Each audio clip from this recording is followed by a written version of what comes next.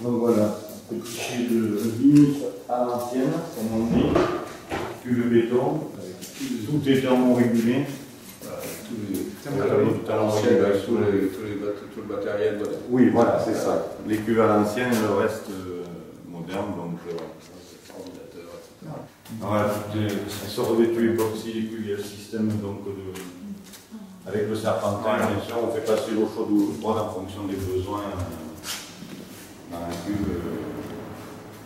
Donc au niveau après, bon, on essaie de faire du parcellaire, donc là, parce que chaque cuve donc, fait 75 hectos, mais correspond en remplissage à peu près à 60 hectos de vendange, et donc ça nous fait à peu près 45 hectos de vin. Et 45 hectos de vin, ça correspond. Le lieu en cuve et la capacité. Voilà. Donc après, donc la vendange, donc quand la vendange est ramassée, il y a un trieur à l'entrée, on passe par la fenêtre en haut bien sûr, et après on dispatche en fonction des cuves. Il y a un tuyau qui passe. Ça arrive en haut. Voilà. C'est-à-dire que là, il y a un trieur à l'entrée. C'est mon bras. Moi je suis là le patron. C'est le propriétaire. Voilà. Donc après, en cuve, donc voilà, classique, fermentation, alors on est de plus en plus, bien sûr suivant le millésime, on est sur des fermentations douces, c'est-à-dire qu'on vinifie à 27 degrés maxi en fermentation douce. Voilà, donc là, après bien sûr en fonction du millésime, la durée de cuvaison change, on est entre 3 semaines et 1 mois. Voilà. Donc là, dès que la fermentation alcoolique est terminée, on est déjà dans des phases de sélection entre le Saint-Émilion et le Grand Cru, donc entre le Gros Caillou et le Moulin de Canteleu. Donc, écoulage, assemblage déjà en cuve des lots susceptibles de faire le Grand Cru et ceux qui vont faire le Saint-Émilion, et on fait les fermentations malolactiques en cuve. Quand une cuve, c'est toujours le. Comment? Quand une cuve, on parle toujours de cuve. Vous n'avez que ça, vous n'avez pas d'inox.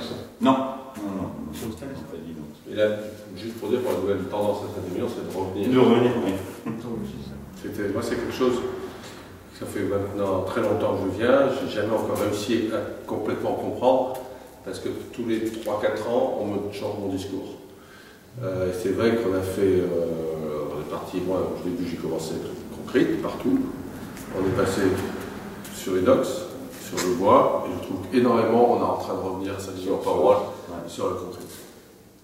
Alors l'idéal en termes de travail pur, c'est d'avoir le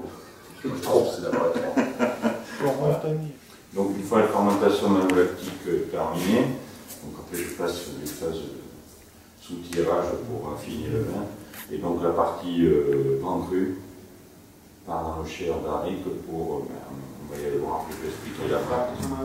Contrairement au Moulin de Canteleu qui ne passe pas en barrique, ça c'est vraiment pour garder la typicité voilà, du merlot, du cépage Saint-Émilion. Ah oui, c'est travailler comme le Grand Cru, voilà, mais c'est une sélection vraiment à la dégustation au niveau des lots, parce que chaque millésime a sa vérité au niveau de la vigne, donc on va dire j'ai une base de 50%, c'est toujours les mêmes parcelles qui vont faire le Grand Cru. Pour faire simple, jusqu'on va dire au vieillissement, jusqu'on va dire à la mise en mise en break, voilà, merci.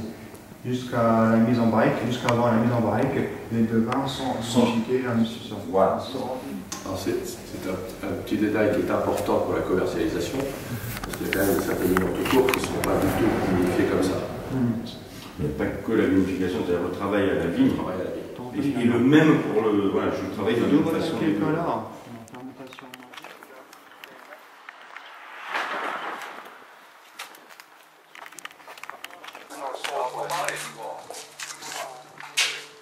Excellence, voilà. On a mis les 2011, donc ça a une semaine. Là-bas, au fond à droite, c'est les 2010, il y en a beaucoup. Voilà, puis après, là au milieu, c'est des stocks de. Entre guillemets, de millésime. Je connais les cassettes. Ça, c'est du collector, c'est du 2005. Imano ou Telo Vintage. On va aller boucher à barrique.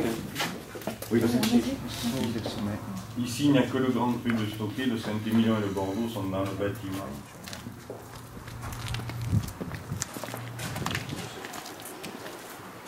Donc voilà, là c'est donc le chai de stockage du Grand Cru. Prima per gli olii, Climatisé, réversible des deux côtés. no, tutto vintage. Là, il y a 100 barriques ici. Marqué le chai.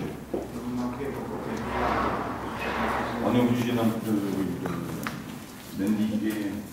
Tout est en fût neuf. C'est pas des fûts neufs, c'est des fûts entretenus. 新宿ではない。でもちゃんとケアしてるから綺麗です。 Oh non, là, ça dépend des années, là je suis à 40% de neuf. 40%ぐらい新樽です。Quand c'est des saisons de consommation, c'est pour 1 an, 2 ans. Un vin sur le Grand Cru, c'est un vin, j'ai un petit peu de vin, mais principalement c'est neuf et un vin. Et bon, après, bien sûr, tout ça, ça dépend du vin, du millésime, etc. C'est-à-dire que moi, j'approche du bois, c'est vraiment pour accompagner le vin, quoi. Donc, selon la structure du vin et du millésime, je vais varier le pourcentage de bois neuf et le pourcentage de vin. Et la durée. Si on prend 2010, j'ai fait 15 mois de vieillissement avec 50% de barrique neuve. Et 2011, j'ai fait 9 mois de vieillissement avec 25% de barrique neuve. Donc, une approche complètement différente. Et tous les barriques sont françaises. Il y a 2 à 3% de chaîne américaine. Il y a tous les tonneliers là, parce que c'est pour goûter, pour moi, goûter tous mes vins. Donc là, c'est cognac, Libourne à côté, cognac, Brive, Margaux, le Gers, et encore le métal. Alors, j'ai quitté la semaine dernière, j'ai donné du venu, on a tout goûté. À l'heure actuelle, au bout de 5 mois d'élevage, c'est Sylvain qui est là. Mais après, qui est vraiment sorti de vin tout le reste. C'est la difficulté, c'est d'avoir. Maintenant, je commence à connaître, je sais que j'ai certains tonneliers qui vont être mieux sur des vins très soutenus. Et puis j'ai des tonneliers qui vont être mieux sur des années un peu plus simples comme 2011. Là. On a des tonneliers qui sont plus structurants, qui vont amener plus. Voilà, d'accord. Question par curiosité. Oui. Dans le championnat de Bordelais, vos barriques, vous les remplissez Complètement rare. On remplit complètement à ras, et là on est en bombe de silicone, c'est volontaire. Parce que quand on remplit à ras, qu'on met la pompe, il y a un phénomène de vide d'air qui intervient. Et donc quand la part des anges, donc la partie qui est pompée par le bois, ça me fait, c'est pour ça qu'elles ne sont pas nous, vous allez voir dans beaucoup de chais, les barriques bondent de deux côtés. C'est-à-dire la barrique tournée avec la bombe ici. C'est uniquement, c'est fait pour que l'air, la bulle d'air, soit sur le haut. Donc il y ait le moins d'échange possible, moins de faire. Voilà. Nous on laisse comme ça parce que justement la bonde fait un vide d'air. Et donc quand on l'enlève, il y a un phénomène de décompression, on entend d'ailleurs, on a fait le voyage la semaine dernière. Donc là c'est en barrique depuis 15 janvier.